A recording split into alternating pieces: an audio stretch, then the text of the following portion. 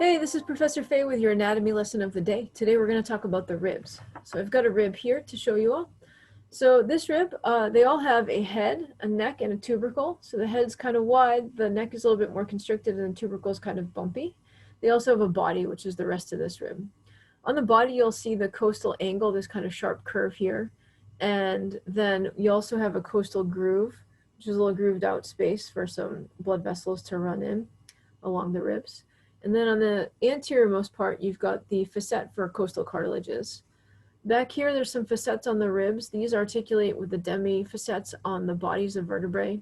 And then there's an articular facet on the tubercle, which would articulate with the transverse process of the vertebra. So if you needed to tell if this rib was right from left, you could put the head, neck, and body posterior, then the costal groove inferior. It has sort of a sharp edge, versus the superior surface is a lot more rounded. So you put that inferior, and then you know what side of the body that this rib came from. It's a left rib. Here's another rib, head, neck, and tubercle, all right there. So you put that posterior. Here's the costal groove, sharp edge.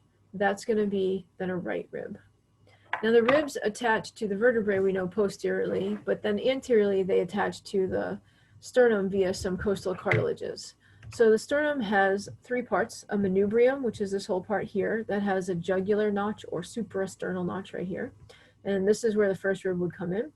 Second rib would come in here at a point called the sternal angle, which you can sometimes palpate on yourself or other people. And so this is sometimes used as a clinical landmark to judge where the second rib comes into the sternum.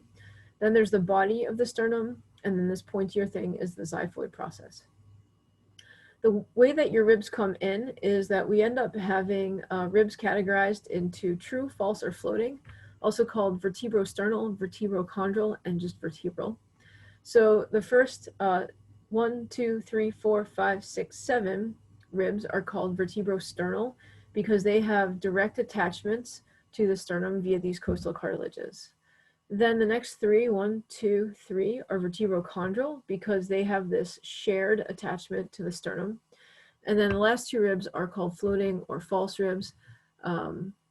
Floating or vertebral ribs because they only attach to vertebrae and they don't actually attach to the sternum. So that's 7, 8, 9, 10, and then your last two are 12 ribs altogether. I hope you've enjoyed your anatomy lesson of the day.